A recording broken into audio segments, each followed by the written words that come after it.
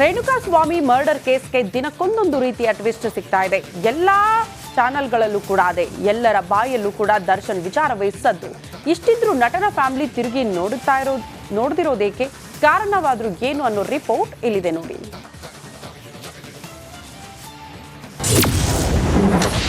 ದರ್ಶನ್ ಜೈಲು ಸೇರಿ 8 ದಿನವಾದ್ರೂ ಕೇಳೋರಿಲ್ಲ. ತಾಯಿ ತಿರುಗಿ ನೋಡಿಲ್ಲ, ತಮ್ಮ ಏನಾಯ್ತು ಅಂದಿಲ್ಲ. ಜೂನ್ 11 ಇಡೀ ರಾಜ್ಯವೇ ದಿಗ್ಭ್ರಮೆಗೊಂಡಿತ್ತು. ಏಕಾಏಕಿ ದರ್ಶನ್ ಅರೆಸ್ಟ್ ಆಗಿದ್ದು ಯಾಕೆ ಅಂತ ಶಾಕ್ ಅಲ್ಲೇ ಟಿವಿ ಮುಂದೆ ಕೂತ್ಕೊಂಡ್ರು. ದರ್ಶನ್ ಫ್ಯಾನ್ಸ್ ಅಂತೂ ಅಯ್ಯೋ ನಮ್ಮಣ್ಣಂಗೆ ಏನಾಯ್ತು ಅಂತ ಒದ್ದಾಡಿದ್ರು. ಆದ್ರೆ ರೇಣುಕಾಸ್ವಾಮಿ ಕೊಲೆ ಕೇಸಲ್ಲಿ ಅರೆಸ್ಟ್ ಮಾಡಿದ್ದಾರೆ ಅಂತ ತಿಳಿದು ಹಲವರು ರೊಚ್ಚಿಗೆದ್ದಿದ್ರು. ಅನ್ನಪೂರ್ಣೇಶ್ವರಿ ನಗರ ಠಾಣೆಯಲ್ಲಿ ಲಾಕ್ ಆಗಿ 8 ದಿನವಾದ್ರೂ ಅವರ ಕುಟುಂಬಸ್ಥರು ಮಾತ್ರ ತಿರುಗಿ ನೋಡಿಲ್ಲ. ಸ್ಯಾಂಡಲ್ವುಡ್ ಬಾಕ್ಸ್ ಆಫೀಸ್ ನಲ್ಲಿ ಹವಾ ಇಟ್ಟಿದ್ದ ದರ್ಶನ್ ರಿಯಲ್ ಲೈಫ್ ನಲ್ಲೂ ಹವಾ ಇಡೋಕೆ ಹೋಗಿ ಲಾಕ್ ಆಗಿದ್ದಾರೆ. ಜೂನ್ 11ರಂದು ದರ್ಶನ್ ವಶಕ್ಕೆ ಪಡೆದ ಪೊಲೀಸರು ಫುಲ್ ಡ್ರಿಲ್ ನಡೆಸ್ತಾ ಇದ್ದಾರೆ. 8 ದಿನಗಳಿಂದ ರೇಣುಕಾಸ್ವಾಮಿ ಕೊಲೆ ಕುರಿತು ಮಾಹಿತಿ ಸಂಗ್ರಹಿಸ್ತಾ ಇದ್ದಾರೆ. ದರ್ಶನ್ ಜೊತೆ ಸಹಚರರಿಗೂ ಡ್ರಿಲ್ ನಡೆಸ್ತಾ ಇದ್ದಾರೆ. ಇಷ್ಟಾದ್ರೂ ದರ್ಶನ್ ಕುಟುಂಬಸ್ಥರು ಮಾತ್ರ ಠಾಣೆಯತ್ತ ತಿರುಗಿ ನೋಡಿಲ್ಲ.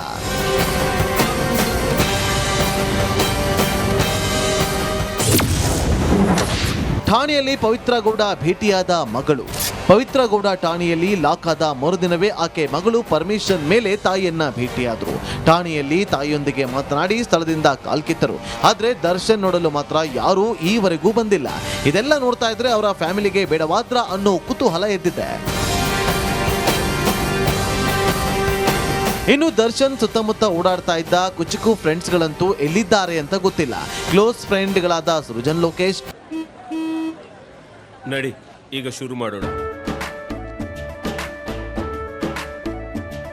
ಕೇಸರಿಯಿಂದ ಮನೋಲ್ಲಾಸ ಮನಸ್ಸು ಮತ್ತೇರಿ ಕುಣಿದಾಡಿದೆ ನೋಡು, ಮನಸ್ಸು ಮತ್ತೇರಿ ಕುಣಿದಾಡಿದೆ ನೋಡು. ಕ್ಷಣ ಕ್ಷಣವೂ ಆಚರಿಸಿ ಕೇಸರಿ ಹಬ್ಬ. ವಿಮಲ್ ಬಾಯಲ್ಲಿ ಹೇಳಿ ಕೇಸರಿ. ವಿನೋದ್ ಪ್ರಭಾಕರ್ ಸೇರಿದಂತೆ ಕೆಲ ಆತ್ಮೀಯರು ಕೂಡ ಠಾಣೆಯತ್ತ ತಿರುಗಿ ನೋಡಿಲ್ಲ. ಇನ್ನು ಅಮ್ಮ ಅಮ್ಮ ಅಂತ ಕರೀತಿದ್ದ ಸುಮಲತಾ ಅವರು ಕೂಡ ಏನಾಯ್ತು ಅಂತ ನೋಡಿಲ್ಲ. ಇವೆಲ್ಲ ನೋಡ್ತಾ ಇದ್ರೆ ದರ್ಶನ್ ಒಂದ್ ರೀತಿ ಎಲ್ಲರೂ ಇರೋ ಅನಾಥರಂತೆ ಆಗಿದ್ದಾರೆ. Bureau report, republic Kannada.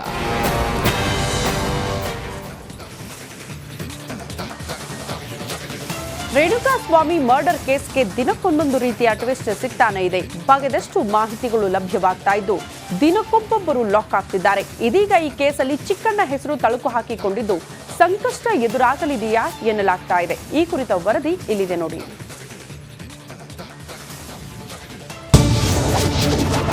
ಖತಮ್ ಆಗುತ್ತಾ ಹಾಸ್ಯ ನಟ ಚಿಕ್ಕಣ್ಣನ ಕೆರಿಯರ್, ಮುಳುವಾಗುತ್ತಾ ರೇಣುಕಾಸ್ವಾಮಿ ಮರ್ಡರ್.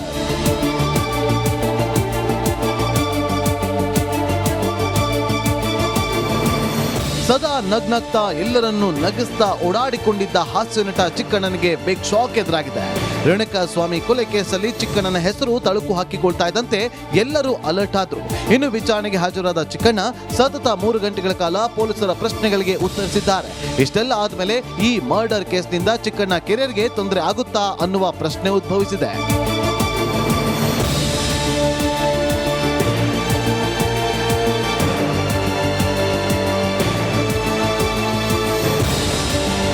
ರೇಣುಕಾಸ್ವಾಮಿ ಕೊಲೆ ಕೇಸ್ ಚಿಕ್ಕಣ್ಣಗೆ ಸಂಕಷ್ಟ ತಂದೊಡ್ಡಲಿದ್ಯಾ ಅನ್ನುವ ಅನುಮಾನ ವ್ಯಕ್ತವಾಗ್ತಾ ಇದೆ. ಪೊಲೀಸರ ವಿಚಾರಣೆಯಲ್ಲಿ ಒಂದಿಷ್ಟು ಮಾಹಿತಿಯನ್ನ ಪೊಲೀಸರಿಗೆ ನೀಡಿದ್ದು ಅದರ ಸತ್ಯಾಸತ್ಯತೆಗಳ ಬಗ್ಗೆ ಪೊಲೀಸರು ತಾಳೆ ಹಾಕಲಿದ್ದಾರೆ. ಮ್ಯಾಚ್ ಆಗದಿದ್ರೆ ಚಿಕ್ಕಣ್ಣಗೆ ಮತ್ತಷ್ಟು ಸಂಕಷ್ಟ ಎದುರಾಗುವ ಸಾಧ್ಯತೆ ಇದೆ. ರೇಣುಕಾಸ್ವಾಮಿ ಕೊಲೆಗೂ ಮುನ್ನ ಸ್ಟೋನಿ ಬ್ರೂಕ್ ರೆಸ್ಟೋ ಬಾರ್ನಲ್ಲಿ ದರ್ಶನ್ ಜೊತೆ ಪಾರ್ಟಿ ಮಾಡಿದ್ರು. ಈ ಪಾರ್ಟಿಯಲ್ಲಿ ಚಿಕ್ಕಣ್ಣ ಕೂಡ ಭಾಗಿಯಾಗಿದ್ರು. ಮಧ್ಯಾಹ್ನದಿಂದ ಸಂಜೆವರೆಗೆ ಪಾರ್ಟಿ ಮಾಡಿ ಹೋಗಿದ್ರು. ಈ ವೇಳೆ ಸಿನಿಮಾ ವಿಚಾರಗಳ ಬಗ್ಗೆ ಚರ್ಚೆ ನಡೆಸಿದ್ದಾಗಿ ಪೊಲೀಸರ ಮುಂದೆ ಮಾಹಿತಿ ನೀಡಿದ್ದಾರೆ. ಒಂದು ವೇಳೆ ಚಿಕ್ಕಣ್ಣ ಲಾಕ್ ಆದ್ರೆ ಅವರ ಕೆರಿಯರ್ಗೆ ಭಾರಿ ಹೊಡೆತ ಬೀಳುವ ಸಾಧ್ಯತೆ ಇದೆ. ಈಗಷ್ಟೇ ನಟನಾಗಿ ಮಿಂಚಲು ಸಜ್ಜಾಗಿದ್ದ ಚಿಕ್ಕಣ್ಣ ಉಪಾಧ್ಯಕ್ಷನ ಸಿನಿಮಾದಲ್ಲಿ ನಟರಾಗಿ ನಟಿಸಿದ್ದಾರೆ. ಹೀಗಾಗಿ ಅವರ ಮುಂದಿನ ಸಿನಿಮಾಗಳ ಮೇಲೆ ಪ್ರಭಾವ ಬೀರುವ ಸಾಧ್ಯತೆ ಇದೆ. ಸದ್ಯ ಛೂ ಮಂತರ್ ಸಿನಿಮಾದಲ್ಲಿ ಚಿಕ್ಕಣ್ಣ ನಟಿಸಿದ್ದು ಏನಾಗುತ್ತೋ ಏನೋ ಅಂತ ಭಾರಿ ಟೆನ್ಷನ್ ನಲ್ಲಿದ್ದಾರೆ. Bureau report, republic Kannada.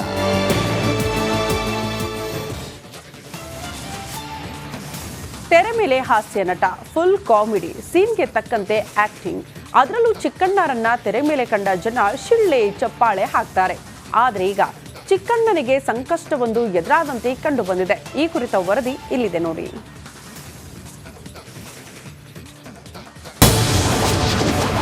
ಕೊಲೆ ಕೇಸಲ್ಲಿ ನಟ ಚಿಕ್ಕಣ್ಣನಿಗೆ ಪೊಲೀಸರಿಂದ ಡ್ರಿಲ್.